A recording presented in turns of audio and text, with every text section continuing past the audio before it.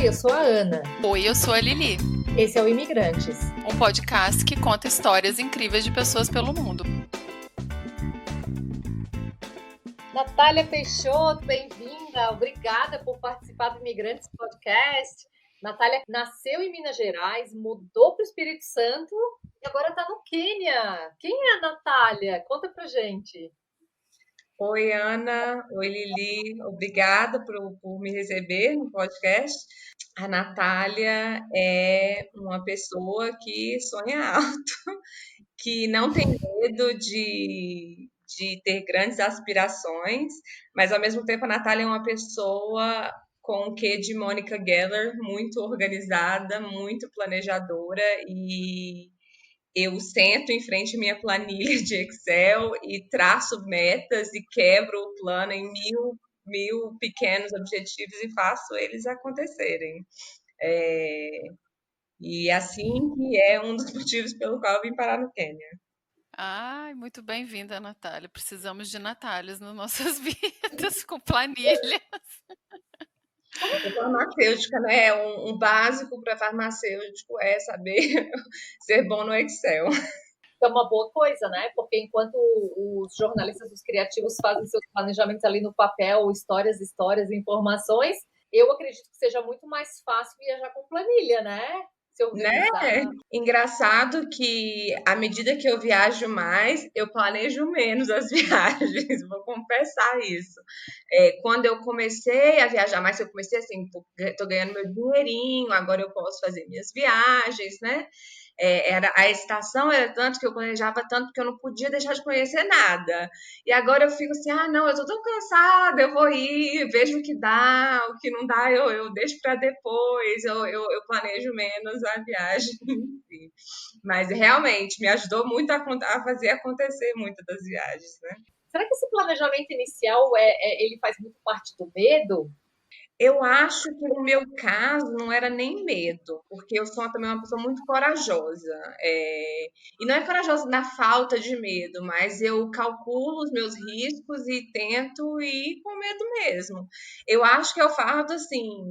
Eu não vim de uma posição de privilégio, de uma família que cresceu com dinheiro. Então, tudo que eu tive que alcançar, lógico que eu também tenho uma posição de privilégio de classe média e certos benefícios, mas eu tive que batalhar muito para alcançar várias coisas na minha vida, né? Então, esse planejamento era muito mesmo de saber que se eu não fizesse isso, se eu não priorizasse certas coisas, eu não iria alcançar, né? Algum desses objetivos, alguma dessas viagens. Nossa, eu sinto isso também em relação às minhas viagens. Hoje em dia eu não programo nada, mas a minha, eu também sinto isso, que eu venho da classe média privilegiada e tal, mas não aquela coisa de vou fazer 2 viagens internacionais por ano, não, entendeu? No Brasil. Então, a minha sensação quando eu comecei a viajar é o seguinte: eu tenho que conhecer tudo porque eu nunca mais vou voltar aqui. Exato. Então, hoje eu sinto que não é assim, entendeu? Mais. Não é essa sensação que eu tenho mais. Aí eu relaxo, inclusive demais, né? Relaxo demais. Às vezes vou embora sem conhecer, assim, tipo, vou para Paris, não fui na Torre Eiffel, sabe assim? Em 2018, eu fiz um curso de verão em Copenhague, na Dinamarca, e aí eu passei agosto todinho em Copenhague. E aí todo mundo do meu curso dava sexta-feira, eles pegavam um trem, a gente vai para a Suécia, a gente vai fazer uma coisa diferente, vamos sair de Copenhague. Eu, que nada, tô em Copenhague, vou viver Copenhague, entendeu? E eu saí de Copenhague sem ver coisas em Copenhague, sabe? Eu tava assim, hoje a gente vai ficar só aqui sentado tomando uma cerveja na beira do canal. E é isso que a gente vai fazer. Eu acho que, eu até esqueci o nome, mas aquele pedaço do canal que é todo coloridinho, que tá em todas as fotos de todo mundo, eu acho que eu vi num dos últimos dias, antes de ir embora. Eu falei, não, também, né? Eu preciso ir lá ver isso antes de partir. Mas eu realmente mudei com os anos o meu jeito de viajar. Eu acho tão bonito, porque assim, essa minha vida de viajante, ela só começou com 2 coisas, a vontade e a coragem, né? Planejamento não tinha. Eu tinha, assim, uma ideia macro do que eu queria, né? Então, assim, eu quero morar em Londres e eu vou ser uma estudante, eu vou fazer um curso X. o que eu vou fazer depois é tudo que eu conseguir. Meu planejamento era esse, eu vou fazer o máximo que eu conseguir. Então eu dormia pouco, eu ia para tudo, e o vamos meio que dominou a cena, né? Era tudo assim, vamos para tal lugar? Eu falei, claro, vamos. Gente, o vamos, e tenho vários amigos que até hoje, assim, a Ana é um vamos, porque chamou, ela tá indo, né? Eu falei, mas eu vou mesmo. Mas eu acho o máximo essa questão da organização, né? Porque são muitas coisas pequenas e muitos pormenores. Isso com certeza ajuda a pessoa, quando ela muda, a encontrar o objetivo que ela quer, né? A gente sabe que nunca é uma linha reta, né? Sempre tem muitos percalços nessa vida de mudança, mas com certeza ajuda a dar um direcionamento, né? Ser uma pessoa assim organizada. Com certeza, eu acho, e até esses percalços que você falou, né? Quanto mais você se planeja, até no planejamento em si, você começa a ver o que pode dar errado. E aí você começa a calcular, ok, se isso acontecer, quais são as minhas saídas? É igual você falou, você queria morar em Londres, e a gente sabe de todas as dificuldades de visto, de autorização para morar, de autorização para trabalhar, da onde é que vai vir o dinheiro para se sustentar? Então, essas coisas, né, elas têm que, esse planejamento, como é que vai ser o meu plano B, o plano C, ele tem que existir. Lógico que nem todo mundo faz, mas traz um conforto, né, se você tiver isso ali. Eu tô me sentindo a pior das imigrantes aqui, porque, gente, eu não tinha nem plano A quando eu saí do Brasil. Não tinha nem plano, juro pra você, eu não tinha plano A. Então, assim, que dirá B e C. Eu acho que todos temos funcionamentos diferentes e é bom se você se prepara. Óbvio que a preparação é muito importante. Mas eu acho que tem gente que se prepara muito e talvez eu e a Ana sejamos um pouco assim, não sei. Eu já canso já na preparação, já desisti, já, não, já deu preguiça já desse negócio, entendeu? Então, se eu falar, tô indo, vamos lá. Para mim é mais fácil que a coisa saia do papel desse jeito. É. Parece aquele britânico que pegou um voo. Uma vez ele estava aqui na balada em Londres com os amigos, e ele bebeu tanto, e apostou na balada que ele ia viajar, que ele ia, sei lá para onde, que ele ia conseguir voar. E aí ele pegou, né? Já estava aqui na Europa, né? Quando era a União Europeia, a gente podia ir para o aeroporto e viajar só com. Aliás, eu não acho que a gente poderia viajar só com identidade também, né? Aqui, Mas é que não tem identidade aí, né? não tem. Não existe. Eu tinha uma identidade italiana quando eu tirei meu passaporte, e eu lembro que quando eu entrei aqui, eu entrei com a identidade, agora eu lembrei Uhum. e tal. E eu lembro que esse cara, ele foi para o aeroporto, porque fez a aposta, ele conseguiu pegar um voo, ele comprou o primeiro voo que ele viu que ia sair, que ele poderia pegar, e ele chegou em Espanha. Só que ele só se deu conta que ele chegou lá quando ele chegou, né? Que passou a ressaca, e aí ele se deu conta que realmente ele tinha ido sem nada, sem roupa, sem mala, sem nada, ele só foi. E aí ele mandou, mas acho que a Lili poderia ser um pouquinho mais. Será, gente? Não, não é para tanto. Eu para viagem até que eu me programo, mas eu para mudar, as 2 vezes que eu mudei de país, eu mudei assim. Ai, o que que você acha? Eu tava tomando uma cerveja assim com meu ex-marido. Vamos para Londres? Vamos. E foi assim, 3 meses depois eu tava em Londres, Ai, morando em Londres já. Foi eu, desse jeito. eu acho que o meio termo é o local ideal. Eu acho que É, sabe, que você, é igual você falou, você não sairia da balada e iria para outro país, entendeu? Mas também, porque eu também me vejo, às vezes, eu analiso tanto uma situação que aí eu vou mudando de ideia. Eu falo, não, mas essa aqui é melhor, não, mas essa aqui é melhor. E aí eu tenho 5 possibilidades, sabe? O que tá melhorando, porque eu acho que quando a coisa é séria, igual uma mudança, eu vou comprar uma casa, onde é que eu vou morar no próximo ano? Eu sou mais ponderada. Com a viagem, eu tô mais perto desse cara britânico aí. Hoje em dia, se um amigo fala assim, essa semana vamos pegar e vamos para tal lugar? Vamos! Eu não quero nem saber que horas que a gente sai, vamos. Se tem como ir, vamos. Então, para uma coisa menor assim, e é uma coisa que eu não era antigamente, essa espontaneidade, ela tá aparecendo agora também. mas você saiu, vamos voltar, né? Porque a gente começa a engatar no papo, já sai. Você saiu do Brasil um pouco, ainda jovem, mas um pouco mais velha que a gente aqui, por exemplo, que eu e a Ana, que com 20 e poucos pegamos as malas falando, cansei dessa vida. Nem começou a vida, a gente já cansou. É, então eu acho que com a idade a gente talvez planeje um pouquinho mais ou calcule um pouquinho mais os riscos. Conta pra gente como é que foi essa trajetória de, ai, quero sair daqui do Brasil, cansei dessa vida e as suas planilhas. Então, a minha saída do Brasil, por incrível que pareça, não envolveu planilha. Eu saí do Brasil de uma maneira muito confortável, porque eu saí do Brasil com um emprego. Voltando na minha história, como que foi, quando eu era muito nova, meu pai foi trabalhar nos Estados Unidos, então a gente mudou para lá e eu morei 3 anos lá. E eu não lembro, eu não tenho memória desse tempo, porque eu era muito nova, mas o inglês ficou.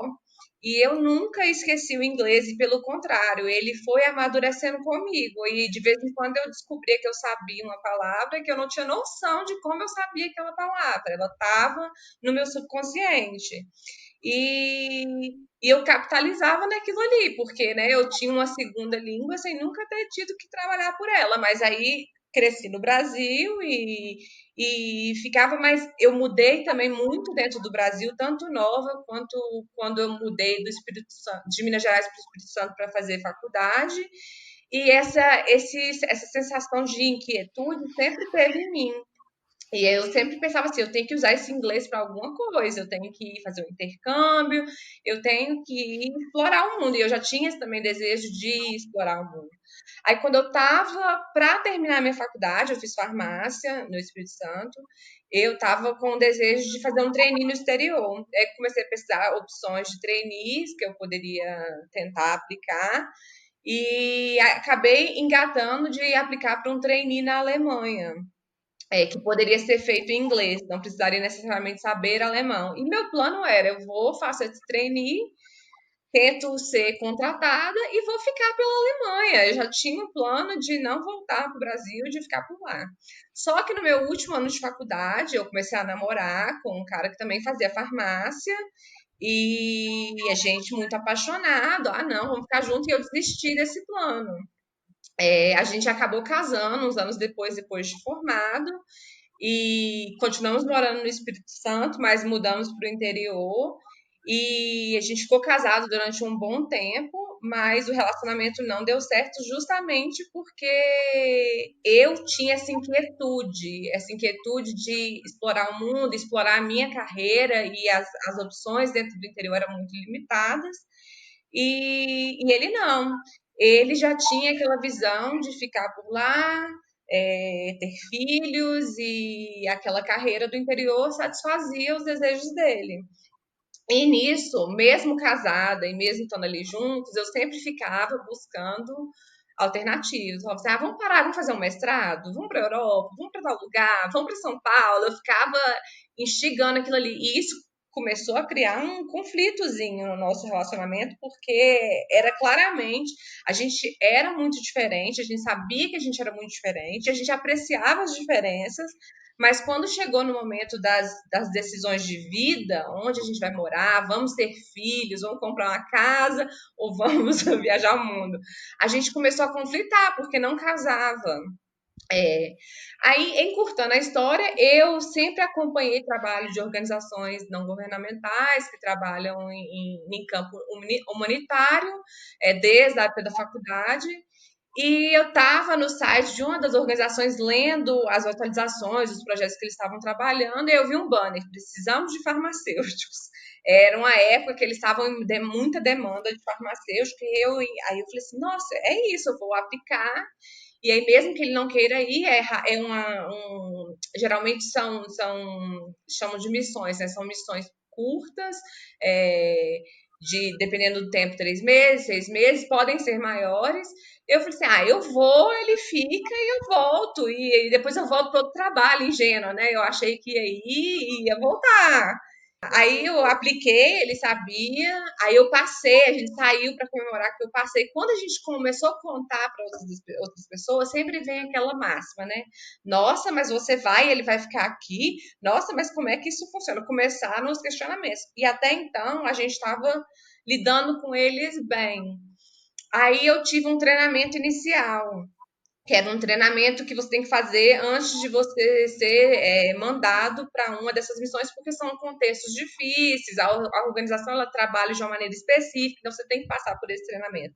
E assim, esse treinamento acontece ao longo do ano, em diferentes cidades do mundo, e casou de quando eu passei, o próximo treinamento era na Noruega. Eu nunca tinha ido para a Noruega, e aí eu já fiquei apaixonada. Falei, gente, eu vou ter esse treinamento nesse emprego que eu super queria e vou para a Noruega. Olha que maravilhoso. E aí fui para a Noruega. E chegando na Noruega, aí voltando um pouquinho, eu sempre fui uma pessoa de pensamento muito progressista. E nesse ponto da nossa vida, a gente estava morando no interior do Espírito Santo, cidade assim, de 14 mil habitantes, bem cabeça fechada. E aí, quando eu Ana Costa. Não, era realmente assim, escondido no fim do Espírito Santo.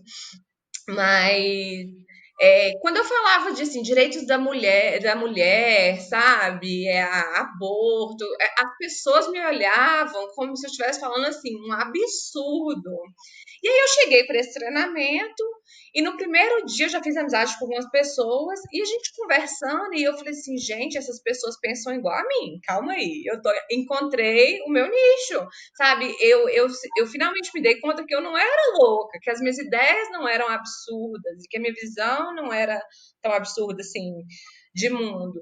E eu realmente me encontrei, eu vivi aquela experiência assim intensamente. E tão intensamente que eu esqueci de ligar pro meu ex. Eu não, praticamente não tive comunicação com ele. Eu não sei o que aconteceu nesse meio tempo, quando eu estava, porque foi um tempo na Noruega e depois um treinamento específico em farmácia na Bélgica. Então eu fiquei mais ou menos 3 semanas fora. Quando eu voltei, ele estava outra pessoa. Ele já tinha mudado de opinião, ele decidiu que não era mais uma boa ideia e ele me deu o ultimato. Ele falou: se você for, eu vou querer o divórcio. E eu já estava tão decidida, porque até aquele momento eu estava não quero falar depressiva, porque eu nunca fui diagnosticada, mas eu não era eu mais, eu tinha me perdido. E aquele ali foi o primeiro sopro de vida que eu tive depois de um tempo já. E aí eu comprei o ultimato. Eu falei, então tá bom, então a gente vai divorciar. Aí ele voltou atrás, aí ele voltou atrás e falou assim: não, não, vamos conversar. Porque aí, se você ficar, eu vou ser mais flexível. Porque até então ele nunca era flexível em todas as minhas propostas.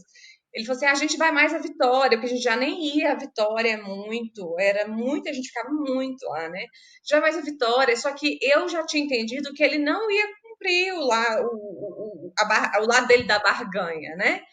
E aí, quando eu falei, realmente, quando eu falei assim, então a gente vai separar, parece que eu respirei de novo. Eu falei assim, gente, é isso, eu preciso separar. Bateu. Aí eu saí de casa, um mês depois eu estava divorciada já, foi assim. E eu fui para minha primeira missão, mais ou menos 6 meses depois, porque o primeiro contexto que eu fui, que foi o Paquistão, é um local que o visto é muito difícil, o visto demora muito tempo. Então, foi o tempo do visto processar.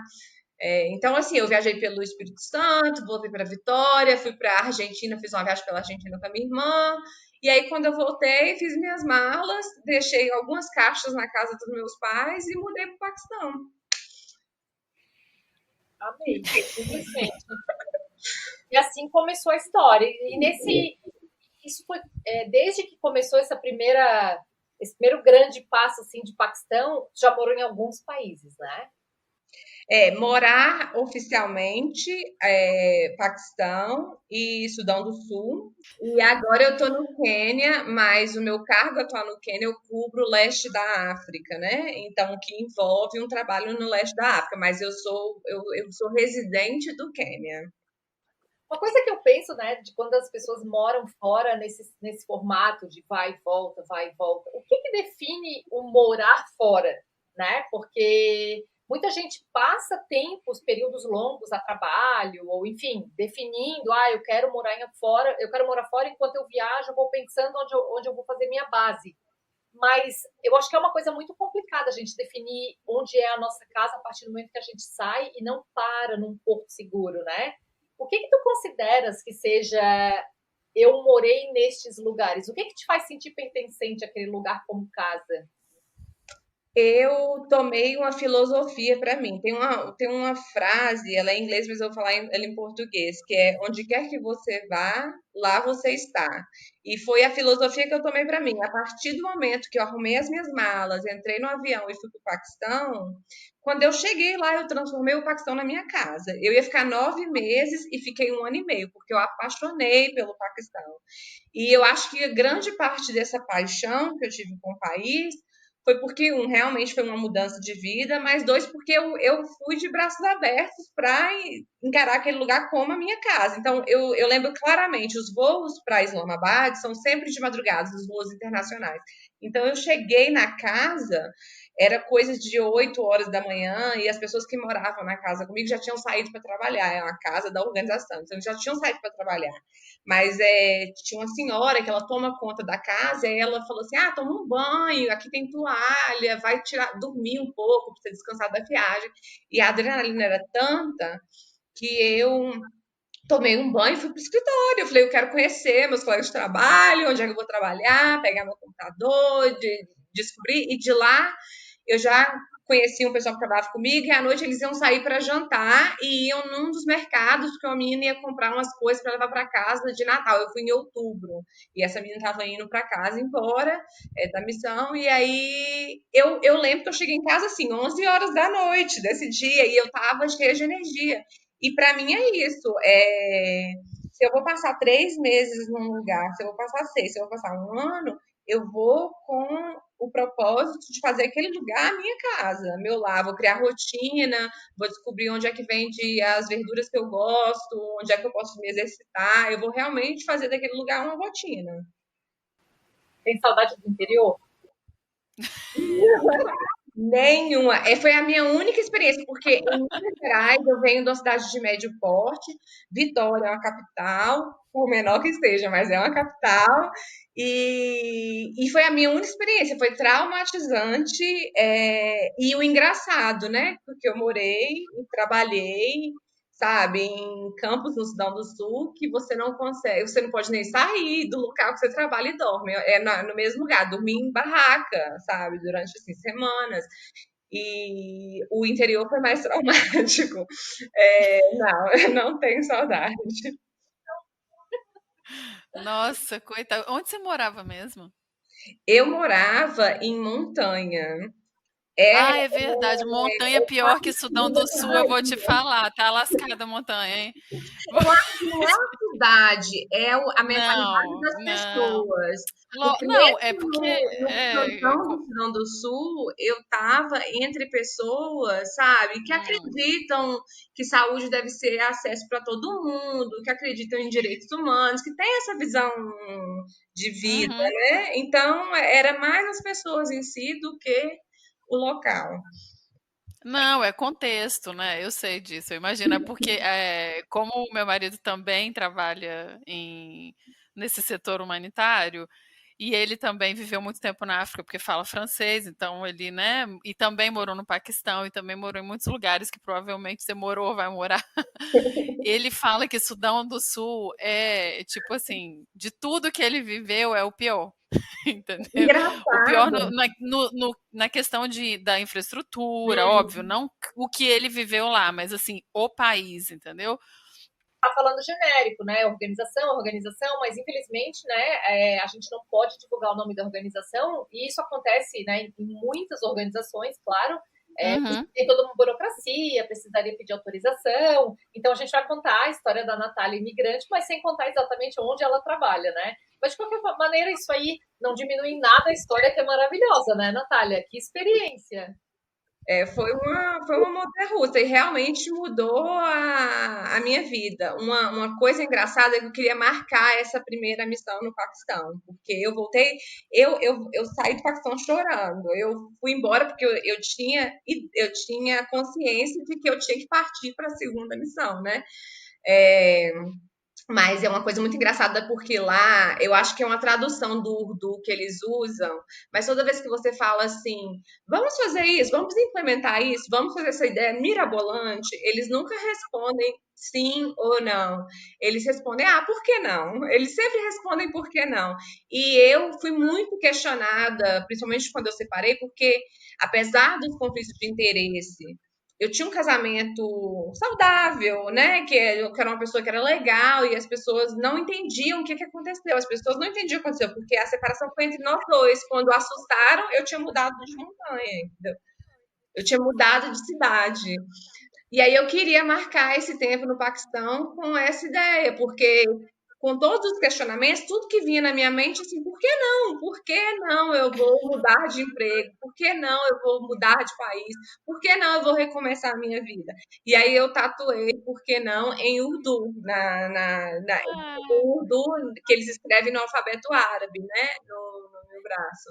E é uma memória, assim, de que esse porquê não realmente mudou a trajetória da minha vida. Ai, que lindo. Eu amei a frase que você falou do lar, porque a minha filosofia de vida é essa, assim. É, Eu é, achei muito legal do. é a frase do meu Instagram, é a frase do meu WhatsApp, e ela tá comigo desde que eu mudei. Eu nunca mudei essa frase de lá, entendeu? Eu sempre foi, e é uma frase que eu realmente carrego. Amei. Ah, eu amei. Vou Natália, copiar essa frase. quando você sai para Não uma é minha. missão, Natália, quando vocês vão para uma missão, assim, pensa o choque, né? A pessoa sai de casa, né? Tem uma vida tranquila e de repente ela vai passar talvez 12 semanas, talvez mais, numa barraca. Vocês saem preparados? Vocês já têm uma noção de como vai ser a vida de vocês naquelas próximas semanas num novo país? Sim e não. A gente tem como se fosse um ambiente virtual, onde a gente consegue acessar material interno da organização para saber como é a vida, quais são as regras de segurança, porque dependendo do país você tem toque de recolher. Toque de recolher, gente, quarentena não é uma coisa nova na minha vida. Eu falei assim que eu fui treinada durante esses últimos anos para lidar com o isolamento. É, mas a gente já tem uma ideia do que nos espera. Então, a gente já tem uma ideia assim, se a gente vai poder ter vida social, se não, se como é que é o contexto. Então, fala muito, tem geralmente documentos falando sobre a política do país, quais são os conflitos, se é um país que tem conflito, né? É, lógico que também você tem que ter a curiosidade de também fazer a sua pesquisa. E o legal da organização é que a gente acaba fazendo muitas amizades, como eu disse, esse esse jeito de ver a vida, ele faz você se conectar com essas pessoas mais facilmente do que você conectaria com outra pessoa morando num lugar por 3 meses, porque a gente é muito parecido, né? Então, acontece muito de você conhecer uma pessoa num lugar, daqui a 3 meses você vai para outro lugar, a pessoa também está lá, e aí, ou então você saber que a pessoa já foi em um lugar e você foi designado para ir para lá. Você entra em contato com ela para saber, ah, como é que é? Eu preciso levar minha Nutella, porque talvez lá não tem Nutella. Esse tipo de pergunta acontece muito, sabe? Eu consigo comprar isso, consigo comprar aquilo, eu tenho que levar meus produtos de higiene, ou eu consigo achar lá. Então, essa troca também acontece muito. E aí, dificilmente o local choca, porque você já chega com uma ideia boa do que está te esperando. Às vezes choca positivamente, porque tem muitos países que, como ou brasileiros, ou europeus, essas pessoas do Oeste, a gente tem uma visão de que o país não é desenvolvido, que o país não é evoluído, que o país não tem uma estrutura, e quando a gente chega lá, a gente fala assim, peraí, que é isso? Que foi o caso do Paquistão. O Paquistão é maravilhoso, a Islamabad é verde, cheia de montanhas, a cena gastronômica é muito rica, os restaurantes são maravilhosos, super segura a cidade. E eu tomei um choque porque eu me preparei para morar num local super desconfortável e meu quarto era um quarto normal, com um banheiro e numa casa ok. E, então, geralmente, esse choque é positivamente, porque a gente espera, às vezes, um pouquinho do pior. Natália, eu tenho uma curiosidade. O que faz um farmacêutico, uma farmacêutica numa ONG? Quais são as possibilidades? São diversas. Geralmente as pessoas quando começam, elas começam como clínicos, farmacêuticos clínicos trabalhando em atividades hospitalares mesmo, né? Então, assim, cuidando das prescrições, cuidando da farmácia hospitalar. Tem também farmacêuticos que trabalham em projetos que não são clínicos, mas que ainda tem que ter o farmacêutico em questão de dispensação dos medicamentos, né? A gente tem vários projetos verticais, que são projetos assim, a gente trata tuberculose. Então, não é realmente um hospital, mas é um tratamento específico, que as pessoas têm protocolos diferentes, então precisa de um farmacêutico também. É, Como a gente também trabalha em muitos contextos de desenvolvimento, você não vai só necessariamente para fazer esse trabalho, você vai, porque uma das características é a gente presta cuidados em saúde, mas a gente também desenvolve a qualificação local.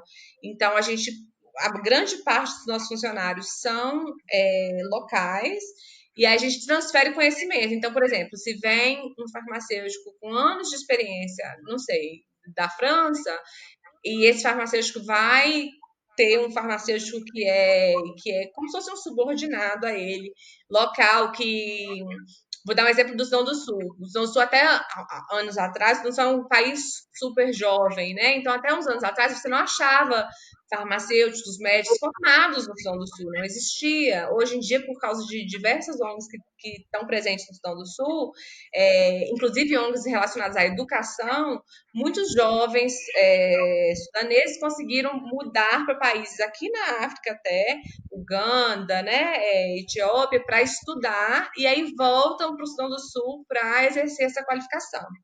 Só que aí eles voltam cruz da faculdade, sem experiência, né? E aí, geralmente, eles conseguem empregos com organizações, porque grande parte do sistema de saúde do Sudão do Sul é feito por ONGs, e aí, esses farmacêuticos expatriados, automaticamente eles transferem esse conhecimento, treinam esse farmacêutico local. E aí, a tendência das ONGs, porque o que a ONG quer? A ONG quer desenvolver e ela quer sair, ela quer ir para o próximo projeto, ela não quer ficar lá para sempre.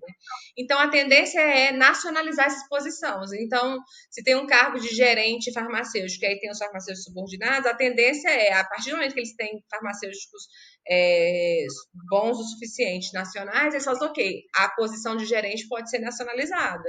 Vamos tirar o gerente expatriado e vamos abrir, é um processo seletivo. Eles abrem, e aí esses candidatos, eles vão se candidatar ao cargo, e aí eles vão fazer isso, eles vão automaticamente crescer, né, na profissão.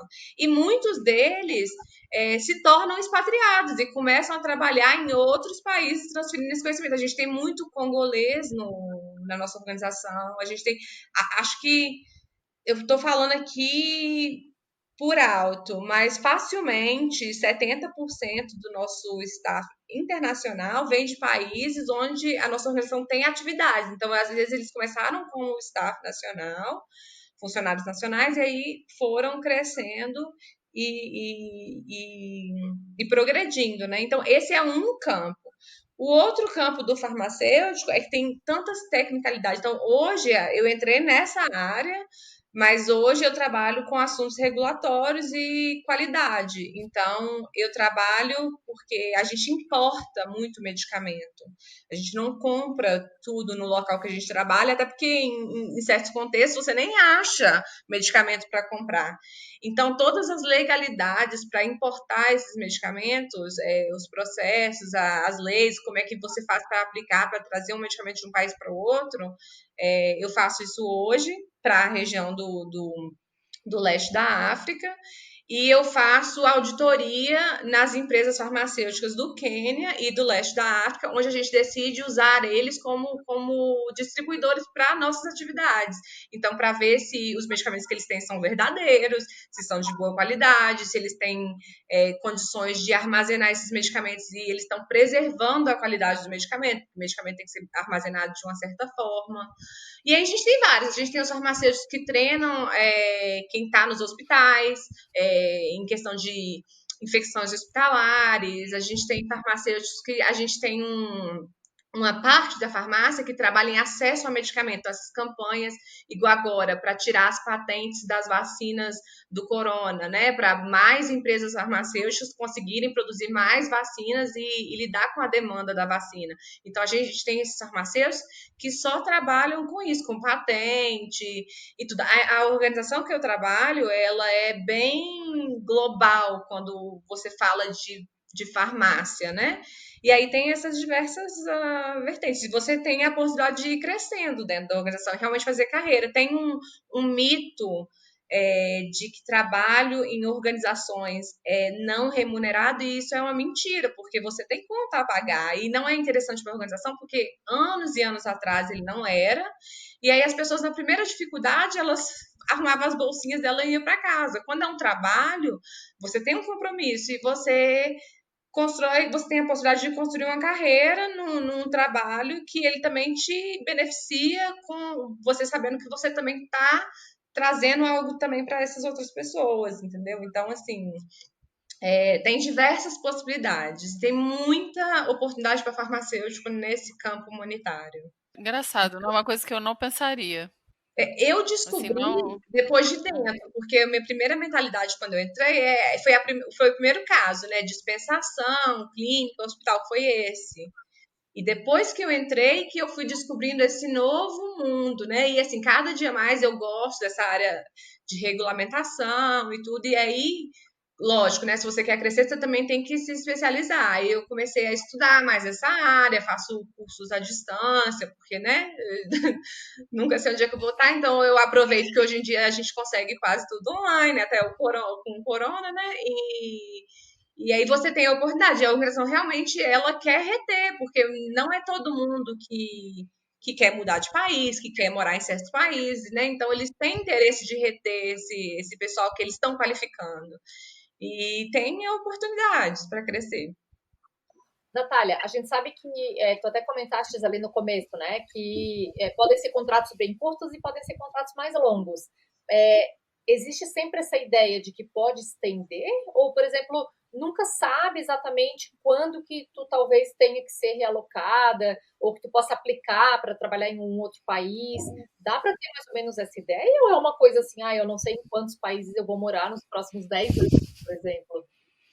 Também é um meio termo. Geralmente, o primeiro cargo que você tem, o seu primeiro ano, na verdade, ele é um ano que geralmente não tem essa flexibilidade. Por quê? Primeiro que quando você entra, você está experimentando. Muita gente entra para falar assim: eu trabalhei um ano fazendo trabalho voluntário, entre aspas, né? Eles querem ter essa experiência. E aí essas pessoas, elas, às vezes elas se mantêm, às vezes não. Só que os projetos, as missões não querem essas pessoas, porque elas não dão continuidade, elas não trazem a carga, porque essas pessoas estão sendo treinadas, elas estão conhecendo a organização, elas estão aprendendo o trabalho. Então, geralmente são contratos de 6 meses, esse primeiro contrato. E quando a pessoa chega nos 6 meses, ela está aprendendo o trabalho. Ela acabou de aprender o trabalho, aí ela vai embora e vem outro. Então, geralmente não é bom para o projeto. Mas a organização precisa ter uma porta de entrada, então ela mantém esses cargos. Geralmente esses cargos não podem ser estendidos porque eles precisam fazer a roda girar. Então, se você quer continuar, você vai para outro. Às vezes você até consegue um outro cargo dentro da mesma missão, dentro do mesmo país, mas aquele cargo em si, ele aporta para uma nova pessoa que entrou conseguir se inserir na organização, né? Porque você passa pelo processo seletivo e aí eles vão te inserir ali. Depois que você passa por esse primeiro ano, é mais fácil. A não ser que você, às vezes, não case com o cargo, mas geralmente é mais fácil. É o meu caso. Eu vim para o Quênia, é um cargo. Quando você trata de assuntos regulatórios, uma das funções é lidar com autoridades. É lidar com a autoridade de farmácia, é lidar com o Ministério da Saúde. Então, lidar com a autoridade é relacionamento. Quanto mais tempo você fica, mais relacionamento você vai construindo com aquelas pessoas. Então, para eles é interessante. Enquanto eu estou entregando um trabalho satisfatório, enquanto eu quero ficar, a tendência eles falam assim, ok, fica. Entendeu?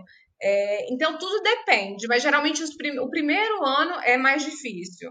E também com o tempo, depois que você faz uma missão difícil, a tendência de você pedir assim, agora eu gostaria de estar num contexto onde eu tenho um pouco mais de liberdade. Tem essa flexibilidade. E quanto mais tempo você tem com a organização, mais você vai ter essa flexibilidade de argumentar os cargos que você gostaria de fazer, os países que você gostaria de ter experiência, né?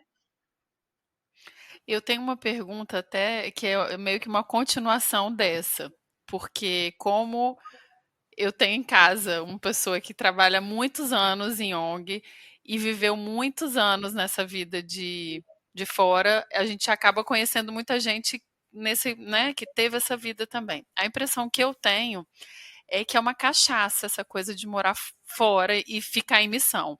A impressão que eu tenho, conversando não só com ele, mas com os amigos, né, dele, eles sempre falam, não, essa vai ser a última, essa vai ser a última. Aí eles param um tempo, aí depois eles continuam. Gente que é casado, que tem filho, e aí os filhos começam a crescer e começam a pedir, pelo amor de Deus, vamos parar em algum país, não dá. Eu faço um amigo, e aí 6 meses depois eu já estou em outro. Então, e sempre, a gente está há alguns anos aqui em Barcelona e tudo mais, mas sempre, ele está sempre olhando e falando, você moraria em tal lugar, sabe? É sempre uma questão assim. Então, você acha que assim, esse bichinho da missão, ele uma vez que te pica, acabou? Ou você se vê morando assim, permanentemente num país ou de uma forma mais longa, mudando, em trabalhar? Você pensa em trabalhar Ai, como é que é HQ? No headquarters, né? Eu não... Você pensa em abandonar algum dia essa coisa da missão, ou você acha que isso vai ser um desafio para você sair dessa vida de cada dia, uma possibilidade?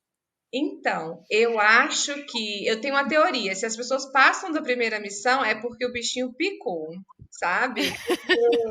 Geralmente a primeira missão geralmente é mais traumática, geralmente é o bichinho picou. Eu estou num momento de conflito, e o momento de conflito vem por conta do corona.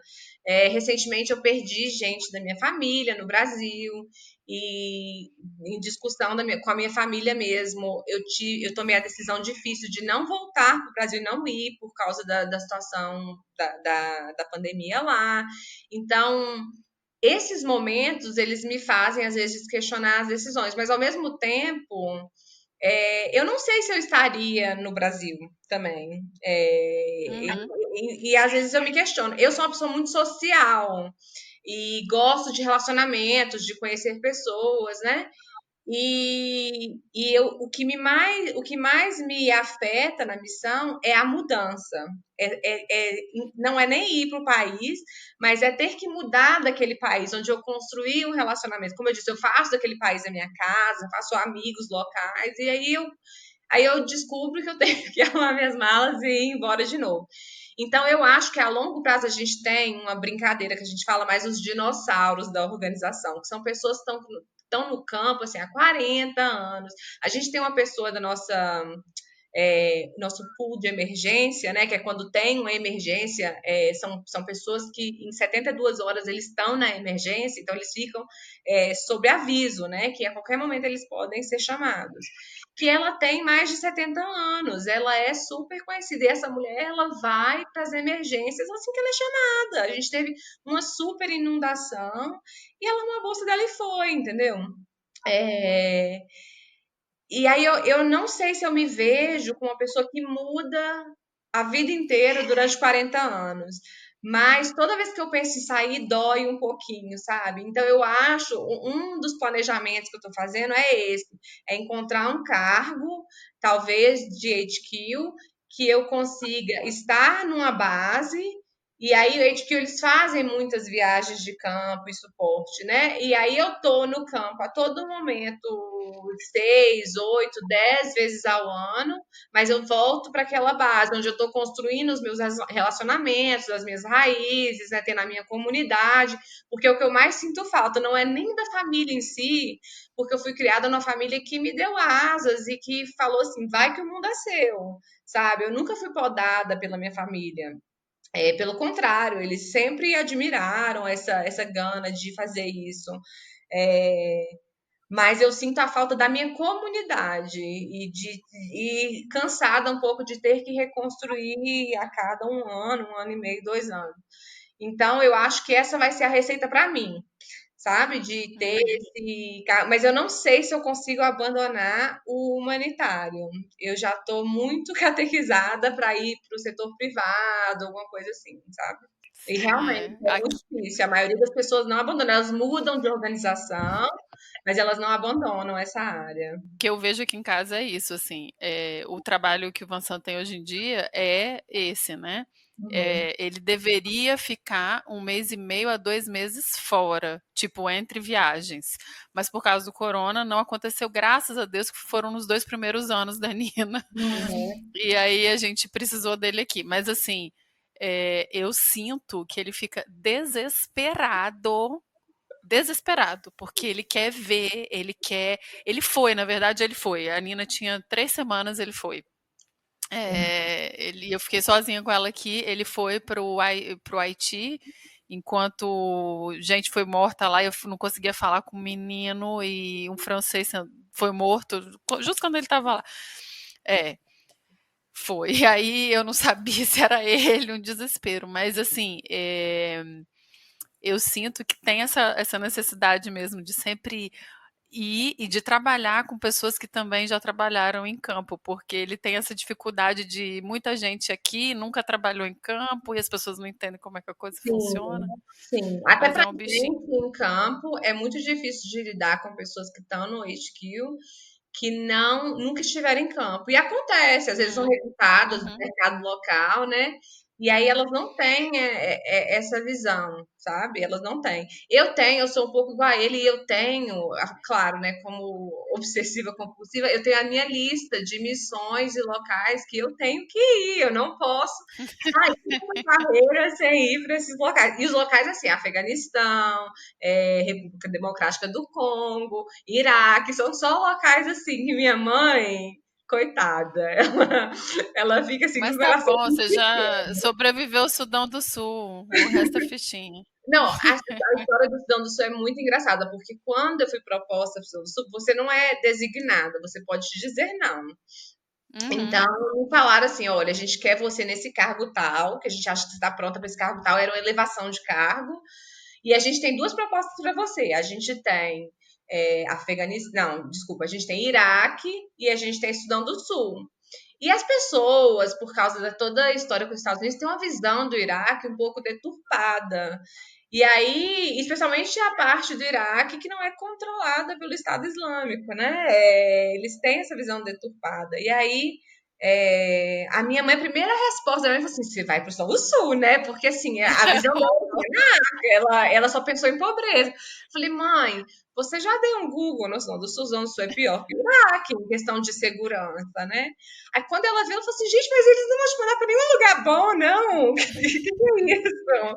Mas o que que eu vou fazer nesses lugares se tá tudo certo, né? E quando eu apliquei, porque para entrar para a organização você precisa passar por um processo seletivo, eu me preparei, que eu queria saber se eu conseguiria ter psicológico para lidar com isso. Tudo bem que eles têm um teste psicológico também, mas eu passei 6 meses lendo só sobre o Sudão do Sul, experiências de pessoas do Sudão do Sul.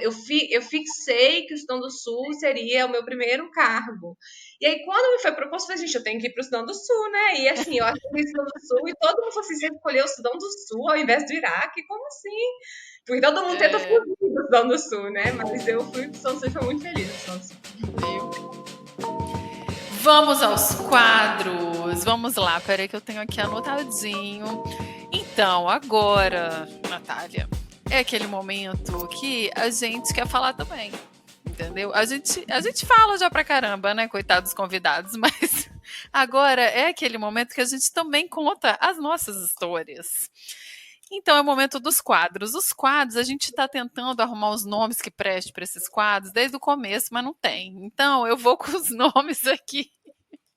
Tem quadro sem nome, tem quadro com nome que não presta, vai assim mesmo.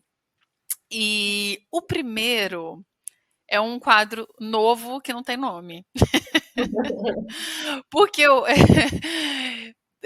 porque eu acho que a gente, né, viajando aí, morando em outros países, a gente sempre tem alguma história relacionada à comida para contar. Né, alguma comida que a gente não gosta, que a gente não come, ou algum hábito dos lugares. Então é isso, eu queria que você contasse alguma história de comida pra gente, interessante, engraçada, algo que você ache legal.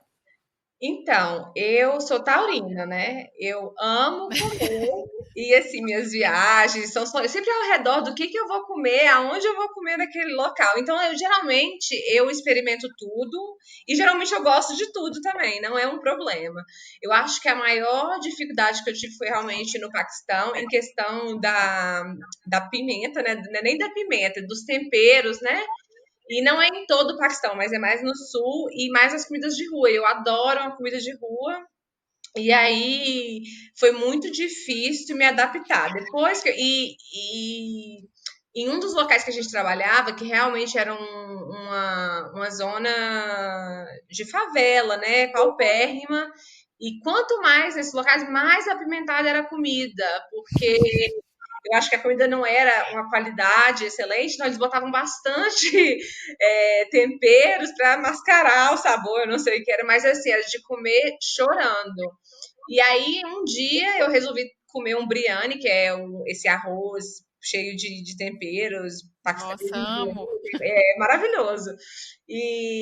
Só que foi a minha primeira vez comendo com o staff nacional e não tinha talheres para comer, né? Então, porque eles comem com a mão mesmo, né?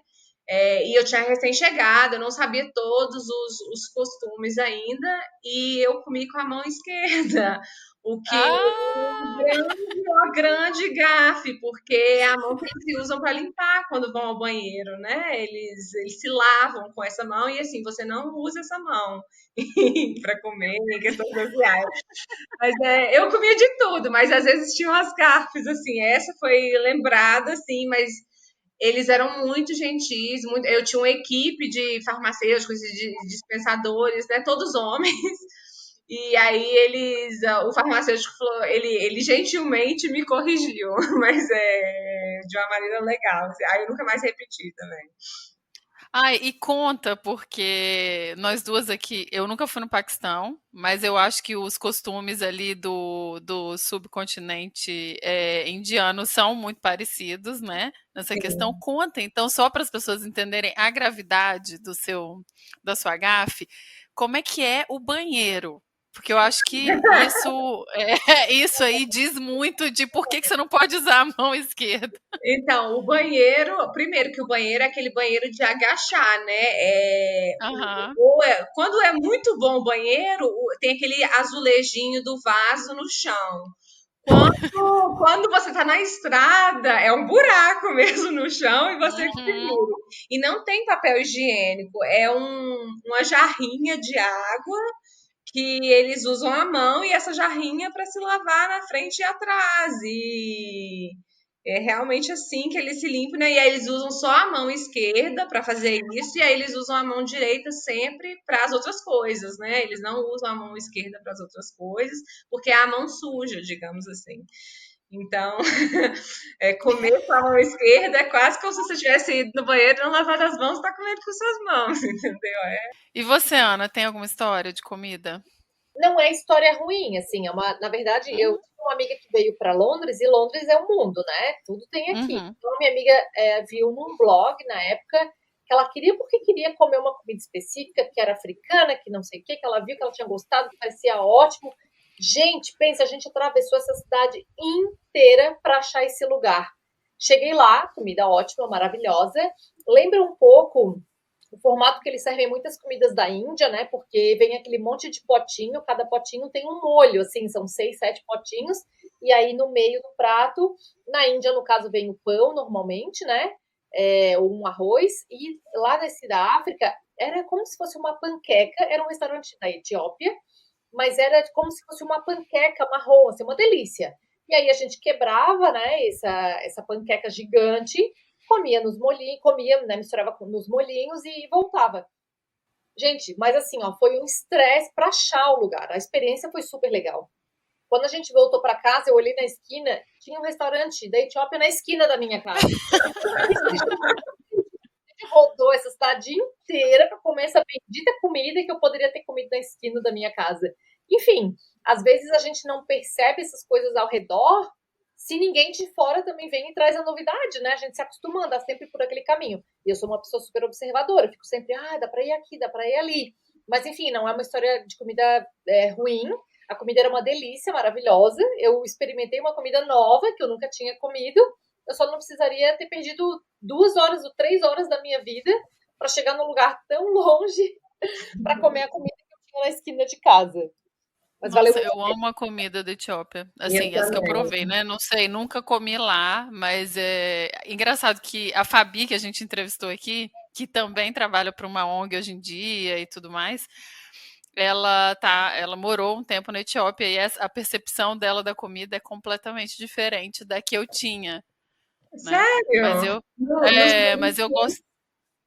Em Juba, né, na capital do Sudão do Sul, tem muito restaurante de comida da Etiópia, né? Porque uma coisa engraçada é porque tem muito. 50% da população de Juba é estrangeiro, porque o Sudão do Sul ele Hum, vive das ONGs, né? Então, uhum. várias pessoas daqui do leste da África, ou libaneses, que adoram mudar para fazer a vida nesses locais difíceis, eles mudam para lá para construir negócios para esse público, né? E aí tem pessoas da Etiópia que foram para lá e montaram restaurantes muito bons. Ai, é bem boa a comida. Gente, a minha história, eu vou contar. Uma história, na verdade, nem é muito minha, não. Eu tenho 3 aqui, uma ligada na outra. Nas épocas de Snapchat, eu estava ouvindo uma menina falando que ela estava na Itália e que ela se sentiu, depois do almoço, ela se sentiu assim, muito desafiada. Vou desafiar esse povo aqui, porque eu tô com vontade de tomar um cappuccino. E pediu um cappuccino. Para quem não sabe, o cappuccino é aquela bebida na Itália que as pessoas tomam no café da manhã. Depois das 11 horas da manhã não se toma cappuccino, entendeu? Então ela falou assim, eu fiquei, ele, É um é tipo assim, orgulho. é, é um massacre, é um massacre. Então ela falou assim, hoje eu acordei querendo desafiar o mundo. E ela pediu, e ela falou que o garçom só deu uma risadinha de rabo, assim, sabe? Uma risadinha tipo assim, esse povo, sabe? E isso eu vivi com o meu pai também, quando meu pai foi me visitar, que eu morava em Londres, a gente fez uma viagem e foi para Veneza. E aí ele pediu alguma coisa de frutos do mar e pediu queijo parmesão para botar em cima. Eu assim, eu só, eu não falei nada porque coitado, né? A gente fica cortando pai e mãe, às vezes querendo ensinar pai e mãe a viver. Eu falei, eu vou ficar quieta na minha, que ele não tem nada a ver com eu não querer comer o parmesão na minha comida, ele, se ele quiser que coma. Mas o cara olhou com uma cara, foi super engraçado. Tem Eu locais morri que de rir. recusa, tem locais que eles Tem, recusam a tem. trazer. Mas sabe o que que eu acho que deve ser? Deve ser difícil, e aí eu faço um paralelo como que é capixaba.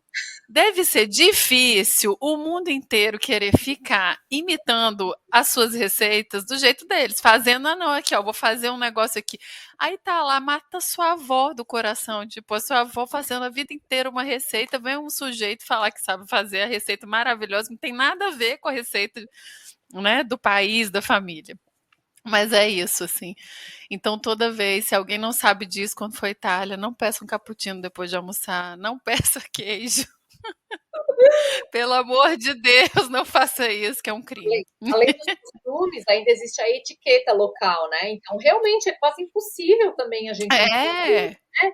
Então, para mim aconteceu a mesma coisa. Há muitos anos eu fui almoçar com um amigo italiano e foi exatamente igual. A gente está acostumado no Brasil, a gente almoça, toma um café depois do almoço e não tem problema se o café tem leite, se não tem. E aí ele me explicou, ele falou, Ana, não, na Itália a gente não pode tomar cappuccino. Explicou o porquê, né? Mas realmente, assim, se a pessoa não teve alguém, um amigo, alguém local para explicar, e muitas vezes o próprio local também não explica a regra, porque pensa, esse gringo tá aí mesmo, veio passear, deixa ele fazer o que ele quiser, né?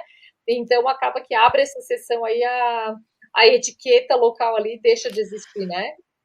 Mas assim, também a boca é minha também, né? Eu fico pensando que eu entendo quando a pessoa muda uma receita e chama, por exemplo, você muda a receita inteira e chama aquela receita, sei lá, de.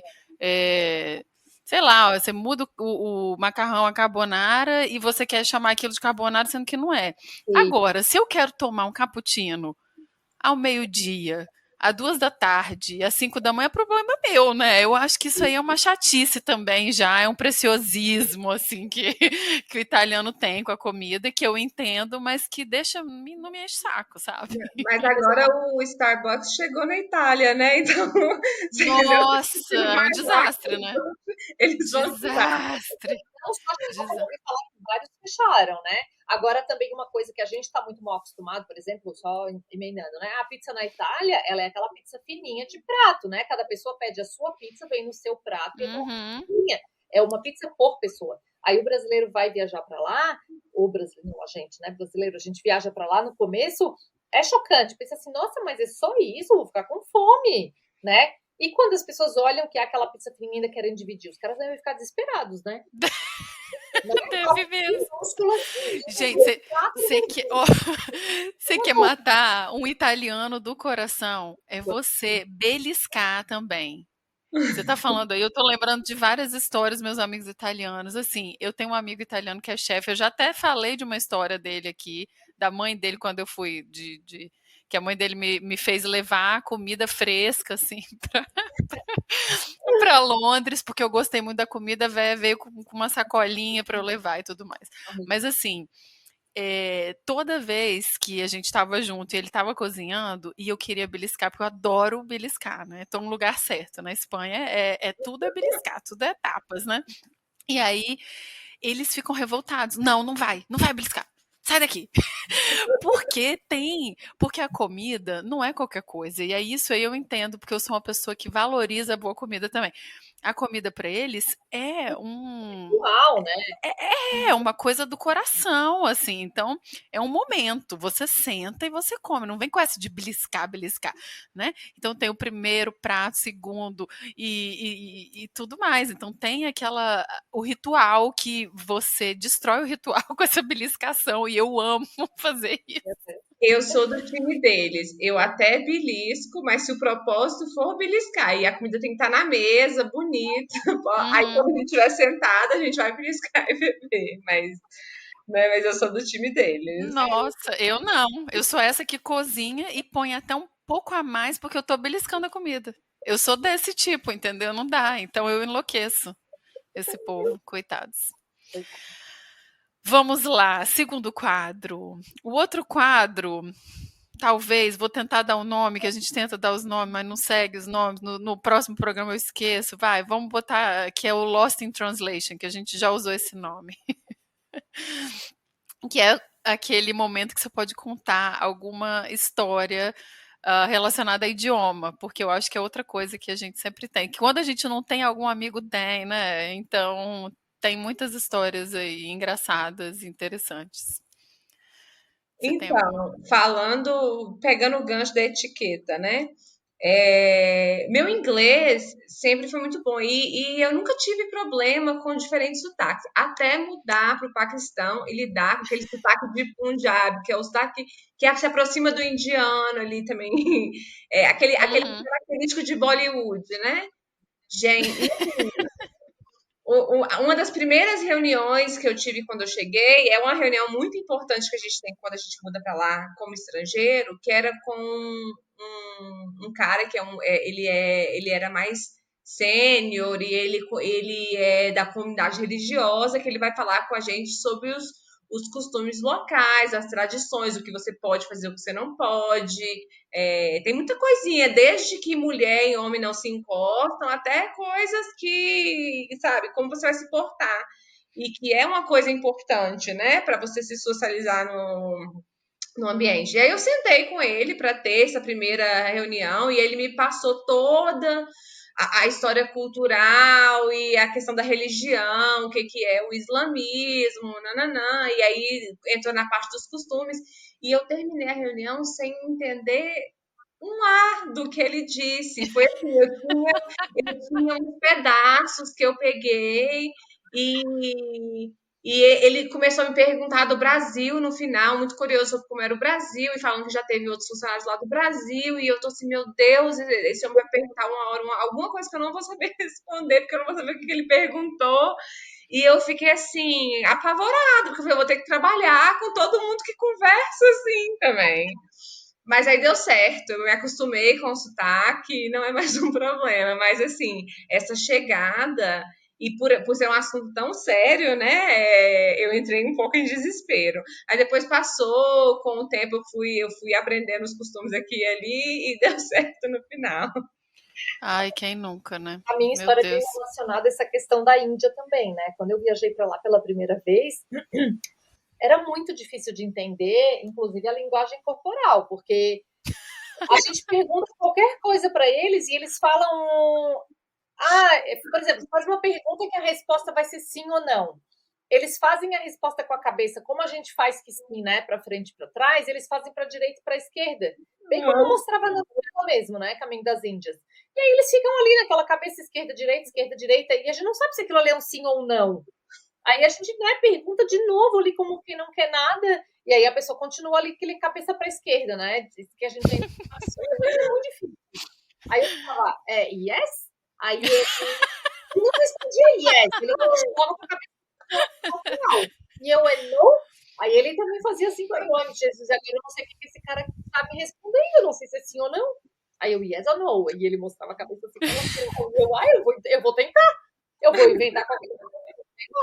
E aí passava. Mas, ai, gente, Ai, dificuldade, eu ria que me acabava. gente, a cabecinha indiana é maravilhosa. É Maravilhoso. muito É muito boa. real, eles fazem mesmo, é muito real. É muito bom. Ah, eu tenho tantas histórias, porque agora o que eu tô fazendo é que eu tô anotando. Quando eu lembro de alguma coisa, eu anoto. Eu tô cheia de história nessa parte do idioma, eu não sei nem qual escolher, mas vamos lá. É uma história maravilhosa de um amigo meu que alugava quartos em Londres. Ai, E aí, numa dessas, numa dessas de alugar quarto na casa, ele alugava a casa inteira e aí pegava e alugava os quartos dessa casa, né? E acabava não pagando aluguel no final das contas. E aí, um dia chegou uma pessoa que não era brasileiro e tal, ele é brasileiro, e o flatmate brasileiro dele, ai meu Deus, entrou e falou: Don't repair the mess. Eu tenho que traduzir, mas é muito bom. Don't repair the mess. Então tá, repair em inglês, para quem não sabe, é consertar. Entendeu? Então, o que o cara falou, em vez de não repara a bagunça, que era a intenção dele, foi não conserta a bagunça. E a Deixa eu pessoa olhou pra cara dela e falou: eu não tenho nenhuma intenção de consertar essa bagunça, sabe? E o cara, o meu amigo que alugava quarto, ficou com uma cara de assim: o que que eu faço agora? Tipo, ok. E tirou o cara. Mas, gente, don't repair the mess. É muito bom. Primeiro que aqui eles nem estão aí pra bagunça mesmo, né? A maioria das É pessoas. verdade. Imagina. Não, mas eu acho que quando você vai alugar um quarto, pode ser, não sei, né? Gente, agora, Mas. desculpa, só Uhum. para complementar essa coisa da bagunça, quem é que faz tour na casa? Além de pessoa que mostra quarto, a gente vai numa casa de um gringo, entrou e fica ali. O brasileiro quer mostrar a casa, fazer tour na casa. É verdade. Ele fez E isso, olha, quarto, a cozinha, com o banheiro, não tem Ai, e a gente lá, né, don't repair the mess e continua ai, gente, don't repair them, mas é muito bom. né? E essa coisa de não Ai, reparar na bagunça é muito de brasileiro mesmo, né? E às vezes a casa tá impecável e a pessoa lá não repara na bagunça. aham. Se fosse na minha casa, ia assustar. É. Ai. Não, e aí eu vou pegar o gancho, porque aconteceu uma coisa hoje muito engraçada no meu trabalho. Eu tava falando com um cara do meu trabalho que tem um nome que eu demorei meses para descobrir como é que falava. E aí eu tava falando que ele precisava tirar o acesso de outro cara que tem um nome impronunciável, mas é impronunciável. Sabe aquele nome com 5 é, Pronto. vogais? Não, com 5 consoantes. para chegar na vogal. Ele é polonês. Ah, E assim, é impossível. E aí eu falei com ele assim: você não vai acreditar, isso aí não é o nome dele, é o apelido que ele inventou para as pessoas conseguirem falar. Ele falou: não. Aí a gente começou a falar, ele, e o nome de Fulano, e o nome de Beltrano? Eu não sei falar esses nomes. Então, cara, essa é uma vergonha que eu passo muito na vida. É assim, eu sou uma pessoa sociável e tudo mais, então às vezes alguém conversa comigo e aí me fala o nome e aquele nome não fica na minha cabeça porque é um nome que eu não consigo pronunciar, entendeu? E a pessoa sabe meu nome e a pessoa me chama pelo nome e eu não consigo chamar a pessoa de volta porque, sabe, é mó vergonha isso, mas isso acontece na minha vida bastante. nome é uma coisa muito interessante, porque aqui,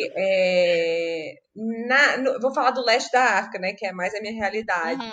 Eu não consigo distinguir se o nome é de homem ou de mulher. Aí toda Ai, tem.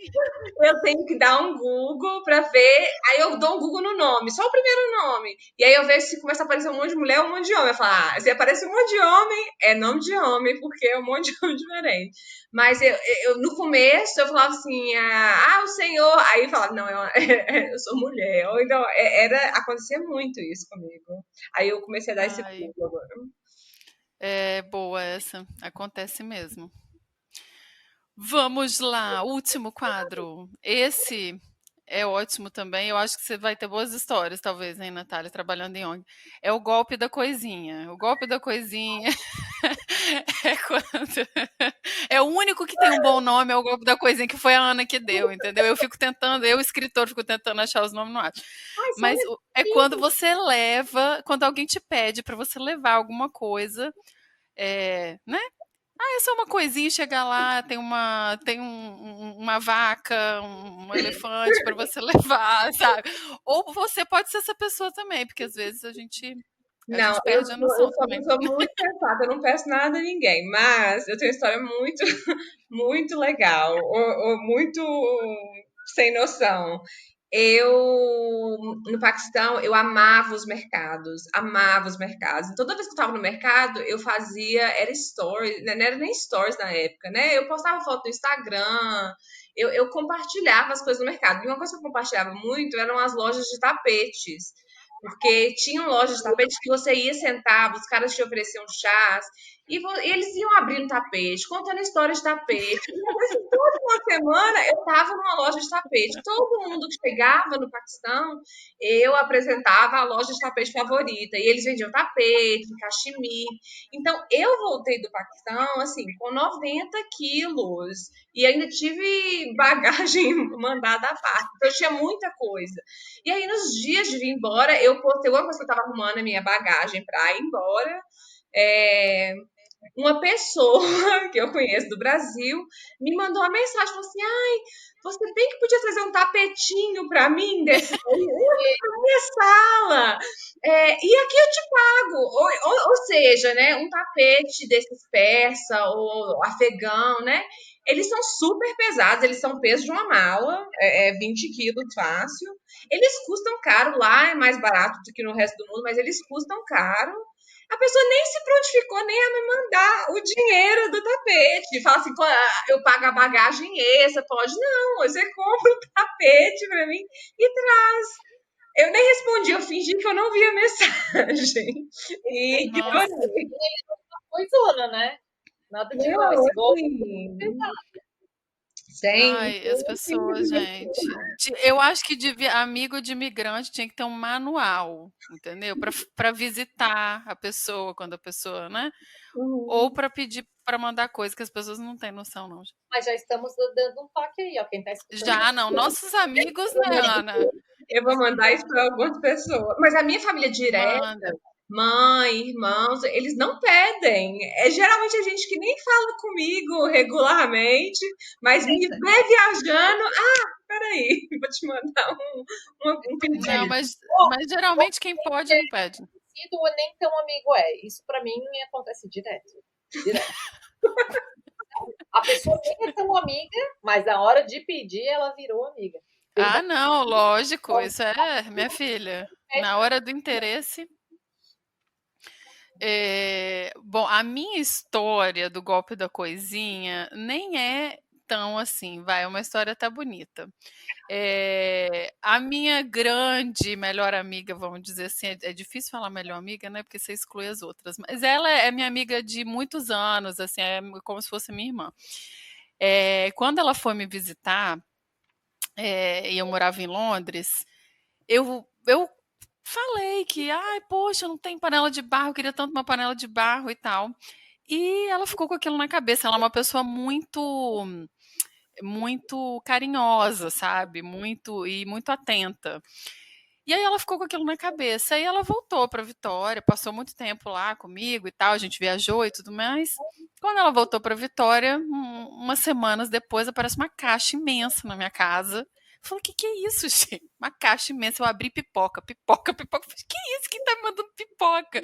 No meio daquele monte de pipoca, tinha uma panela de barro enorme que ela me mandou de surpresa no meio das pipocas, porque a pipoca a pipoca diz que é exatamente, mas eu achei fantástico aquele, mas era uma caixa super grande, tinha muita pipoca. Eu achei de uma delicadeza assim, uma fofura, sabe? Maravilhoso. Isso é super legal. E isso partiu dela, né? Assim, você citou, quando eu fiz esse curso de verão que eu falei em Copenhague, eu estava procurando um apartamento para alugar pelo mês e Copenhague é caríssimo. E aí, uma das minhas amigas que eu fiz na minha organização, ela mora em Copenhague. Ela disse, não, você vai ficar comigo. Ela tinha acabado de comprar um apartamento lá, né? Então ela estava super animada, imobiliando o apartamento. E eu sabia que ela gostava dos tapetes. Então eu levei um tapete para ela de presente, por ela me hospedar e pelo carinho e tudo mais. Mas aí parte de você, né? E Claro. não é a pessoa te pedindo. Natália pode ficar na minha casa em Barcelona, hein? Fica perto aí. Eu sou Trazendo. assim. Não tem aquelas pessoas que você convida e elas nunca aparecem? Essa não sou eu. Se você me convidar, a hora que as fronteiras abrirem, eu apareço. Eu sou igual, olha, não convida. Coitada, a Ana sabe. Ó, eu já morei na casa, no quarto da Ana. A Ana tem um quarto, eu me instalei no quarto e a Ana ainda me deixou ficar mais. Olha isso, porque eu aceitava. Tem uma regra da visita de 3 dias.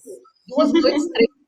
Eu tenho essa regra, porque não dá, gente, é muita gente, sabe? Aí chega verão, é um hotel, aquela coisa. Então eu tinha essa regra. Hoje em dia, infelizmente, eu não tenho um lugar que eu consiga hospedar mais gente. Mas a Lili, eu falei pra ela, como é no meu quarto, pode ficar. Aí eu penso assim, a pessoa é legal, tá bom, pode ficar. Aí eu deixo ela ficar mais tempo.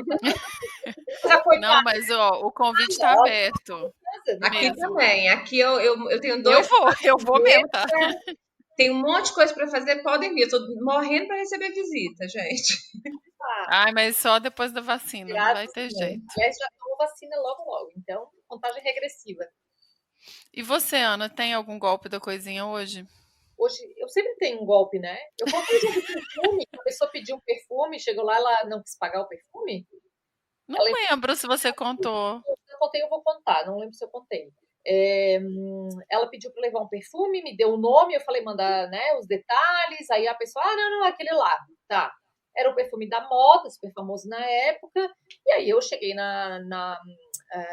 como é que chama? No free shop, né, já embarcando, assim, comprei o perfume, levei, cheguei lá, não era o cinza, eu queria o rosa. Mas não tinha, só tinha esse.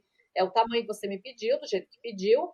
Não, mas não é esse, eu quero o rosa. Não ficou, não pagou, e aí eu aprendi. Hoje em dia eu raramente levo, até porque eu levo normalmente muito pouca coisa quando eu viajo, mas se eu realmente levo, a pessoa tem que me dar a especificação completa, foto do produto, aí eu vou olhar, eu levo, comparo o tamanho, tudo direitinho, é isso aqui, não tem erro, né?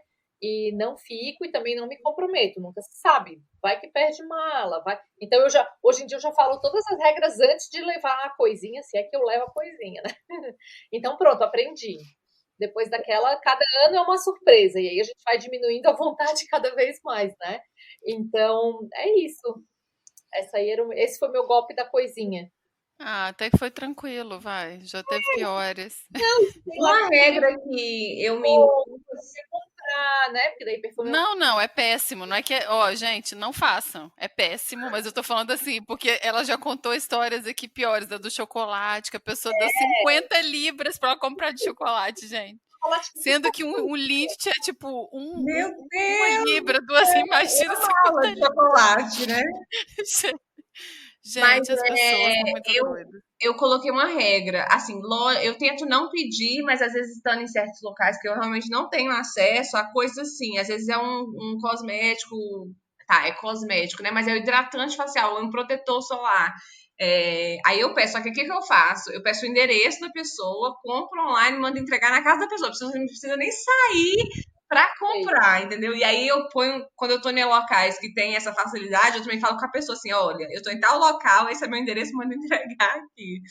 Porque você também desviar do que você está fazendo, da sua rotina, para ir buscar esse produto, né? Também é chato. Não, isso aí é uma regra que eu tenho também, tá? A Ana é ótima porque ela tem uma regra, ela dá quilo. 500 gramas é o máximo que ela leva.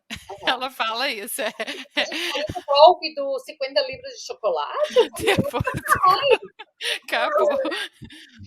Não, até porque, né, assim, a pessoa não pensa também, quando pede uma coisa, que é assim, ó, ela pediu um negócio, outro pediu outro, só que a gente carrega a mala, carrega a bolsa, já tem problema na coluna, e aí assim, ó, carrega de um jeito, bota na balança de um aeroporto, aí faz escala em São Paulo, aí pega a mala, faz escala, bota de novo, né? Então, cada vez que a gente pega aquilo, no total, os 23 quilos faz muita diferença, ou na época era 32, então cada vez que Nossa, péssimos tempos, que era 32, Deus me livre. aí chega aqui, aí se vem de táxi, levanta, bota no carrinho. Se vem de metrô, levanta, bota no metrô. Então, esses 32 quilos, eles são levantados pelo menos 5, 6 vezes, né? Até chegar Não, aqui. não dá.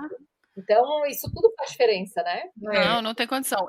A minha regra, eu não botei. Agora eu vou falar 500 gramas, com certeza. Tipo, vou botar. Mas eu tenho uma regra de que se você quer que eu compre algo pra você, você vai mandar entregar na minha casa. Eu não vou sair pra comprar. Óbvio que pro meu pai, pra minha mãe, eu não faço isso. Diferente. Mas assim, uma pessoa aleatória me pede, ó, compra e manda entregar na minha casa. E tem mais. Se é eletrônico, se eu for parada pela alfândega, fica. Uhum. Pronto, acabou, Aí entendeu? outra coisa que não pensa, né? Que isso aí é interessante também desse negócio de carregar. É que assim, ó, dependendo das coisas que a gente leva, ainda mais hoje que é só uma mala, né? Os voos para o Brasil. Antigamente a gente tinha Uhum. duas, hoje em dia é uma só. Às vezes, mesmo que seja 23, a mala vai muito cheia, dependendo do que a gente carrega. Se é inverno, roupa de frio, eu sou do sul, então a gente leva roupa mais de frio mesmo, né? E é aquela coisa, quanto mais a gente vai enfiando coisa, mais a mala vai ficando apertada, tá? E aí, daqui a pouco, da mala também vai detonando, a rodinha gasta mais. A gente tá sempre carregando, a mala destrói, sabe? Eu já aconteceu de comprar uma mala por viagem. Às vezes compra uma mala que é a mala até boa, a marca é boa, só que a rodinha cai, sabe? Sei lá, acontece alguma coisa. E aí vai achar recibo nunca mais, né? Então fica aquela É. mala furtada, aquele zíper quase se arrebentando. Enfim, é isso. Desse jeito. A vida Ah, das pessoas felizes, isso que importa. manda para todo mundo esse podcast para ninguém mais te pedir, né? Tá? Vou fazer isso Por fim, mesmo. uma que eu não te mandei, mas assim, a mágoa da cabocla é aquela hora que a gente pode reclamar de alguma coisa. No começo, esse quadro existiu para a gente reclamar, fazer reclamaçõezinhas do lugar onde a gente mora, né? Coisas assim que a gente não gosta.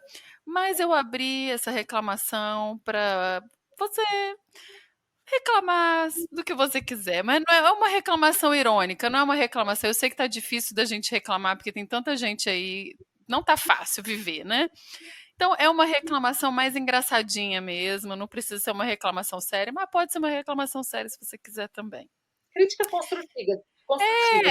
E aí eu vou começar já para deixar vocês pensando o que vocês vão reclamar da vida, porque foi até uma reclamação que eu fiz ontem no meu Instagram.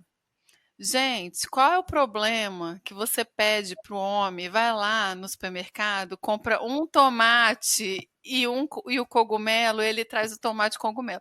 Não tem nada na geladeira, ele traz o tomate e o cogumelo. Gente, mas não vai trazer um chocolatinho, não vai trazer um negocinho extra, não traz nada extra. Só o que eu pedi. Isso é coisa da galera de ONG, de trabalho humanitário, que não pode gastar dinheiro, não pode jogar comida fora, não pode fazer nada.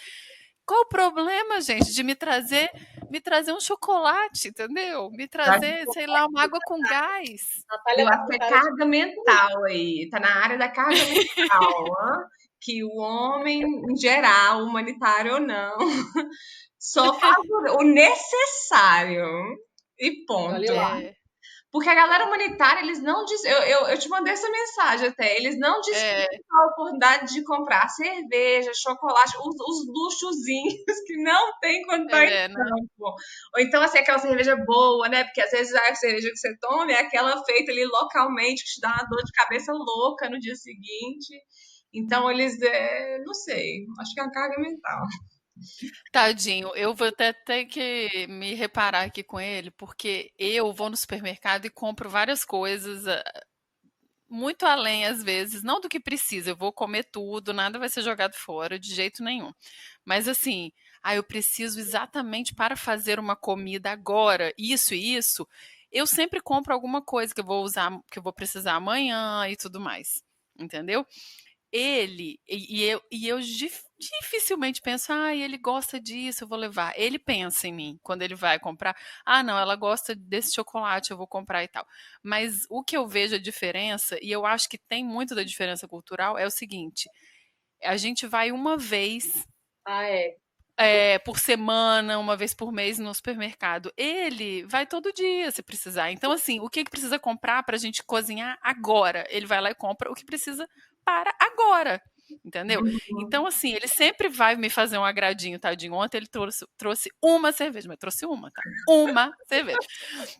Porque ele sabe que eu queria tomar. Mas, assim, é isso, é o que a gente vai usar agora, hoje. Ele não vai comprar para amanhã, depois, a não ser que ele saiba o que ele vai cozinhar, Isso é entendeu? muito verdade. Ele é francês, né? É, É muito ele é francês. francês. Então eu acho assim, por exemplo, ele sabe que ele vai cozinhar quiche, então ele vai comprar todo o material amanhã. Fora isso, não vai, mas não vai comprar nada do que não vai ser cozinhado. É impressionante isso. Eu quero matar a pessoa, gente. Porque toda vez eu espero que vai vir mais, entendeu? Esse é o problema. Eu A sempre gente acho, não, hoje vai trazer mais um pouquinho, mas não traz. mas eles são assim mesmo, no geral, né? Claro. É. É. Alguém mais tem alguma reclamação? Aí eu Posso tenho. reclamar? Reclama, Ana, reclama.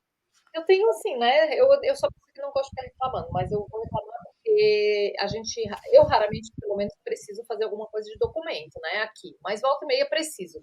E aí, de repente, a gente tem que entrar em contato com o consulado do Brasil. Gente, como é burocrático, sabe? A gente entende que o Brasil é um país burocrático e a gente se acostuma com isso. Tanto que, preciso ligar para alguma coisa do Brasil. É toda uma preparação.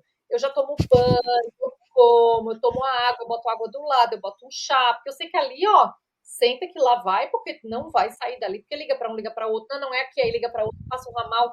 É uma coisa que não dá para fazer de uma vez, assim, é uma coisa que tu nunca vai acertar de primeira. E aí eu tava esperando a transferência de um documento para cá, e aí eu achei bonito, falei, nossa, que legal, já dá para fazer tudo online, né, no site aqui do consulado, que legal, o máximo, achei o máximo. Não, né? Até que 3 meses depois eu fiquei, cadê o negócio? Porque aqui os sites são todos muito simples, assim, a gente tem um site geral, né, do governo aqui do Reino Unido, e aí a gente seleciona, eu quero, por exemplo, carro, aí a gente vai, como emplacar um carro, como renovar o seguro, como isso, como aquilo, tudo no mesmo, então a gente só vai seguindo próximo e resolve.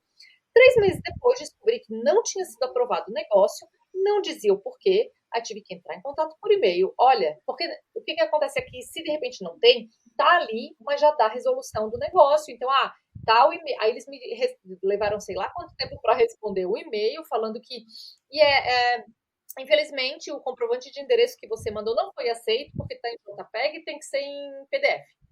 É o mesmo recibo. É o mesmo. Eu só tive que Gente, Meu Deus. eu falei assim, sim, mas onde que eu faço que eu não consigo anexar nesse protocolo? Não, ele está cancelado automaticamente. Você precisa começar tudo de novo. Assim? chocada.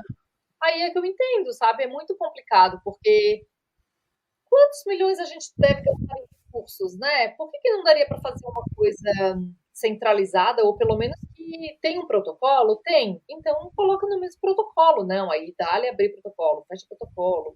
Ou receber e-mail, né? Falando, olha, recebemos, se você não receber a resposta em uma semana, né, siga este protocolo. Não, aí chega lá, não tem para fazer. Enfim, essa é a minha mágoa, mas ainda bem que raramente eu preciso dos serviços de lá, então cada vez que precisa já é aquele parto, aquela preparação toda, porque sabe que nunca vai ser tão fácil. É essa a minha mágoa.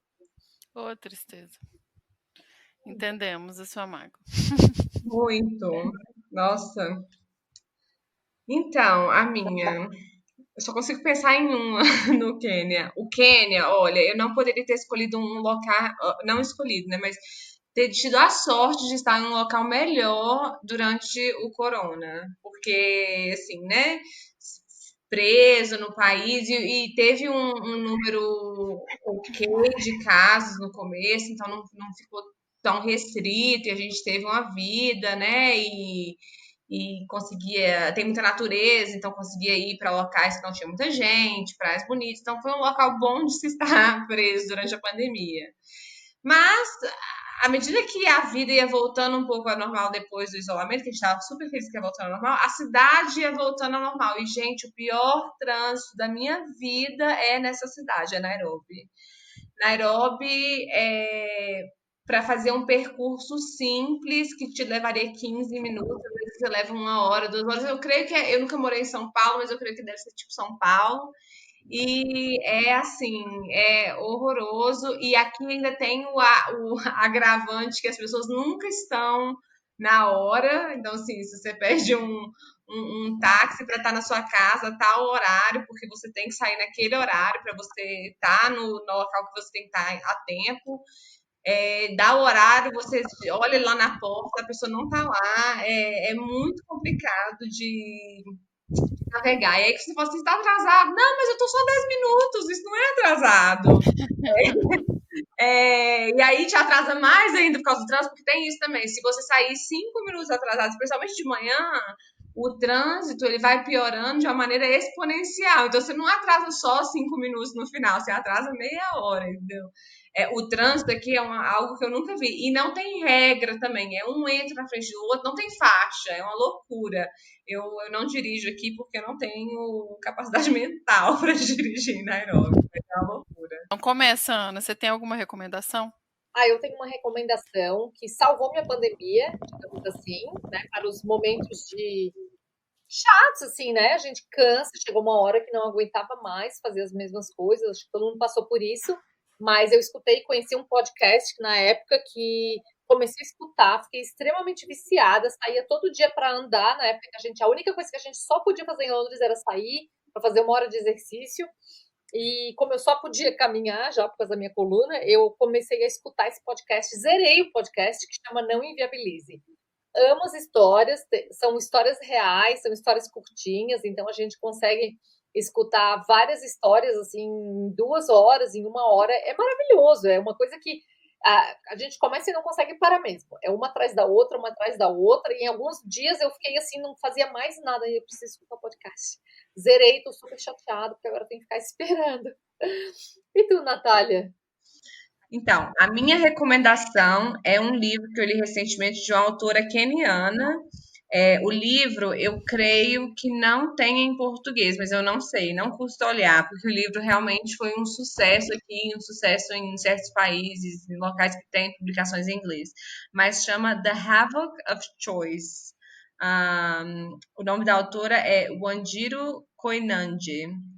E é basicamente ela em si já é uma pessoa inspiradora, ela tem um projeto de construir bibliotecas e reformar bibliotecas no Quênia, e aí ela arrecada livros e realmente entrega essas bibliotecas com um acervo bom. E essa história, não sei se as pessoas conhecem a história da eleição de 2007 no Quênia, que foi uma revolução, teve uma guerra civil dentro do país por causa da eleição. A história é uma ficção, mas ela retrata o que aconteceu no país durante as eleições de 2007. Então, é um livro super interessante, eu recomendo. Maravilha, adorei.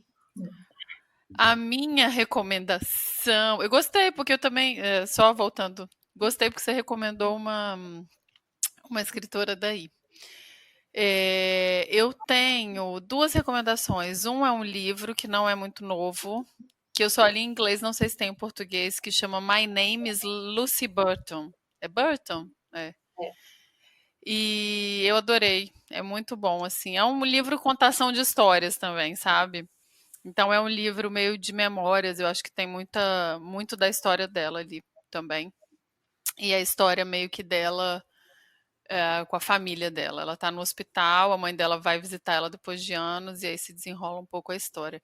E a minha outra recomendação não é assim tão intelectual. É um, é um vício que eu tenho, gente, há muito tempo. Eu amo Fórmula 1.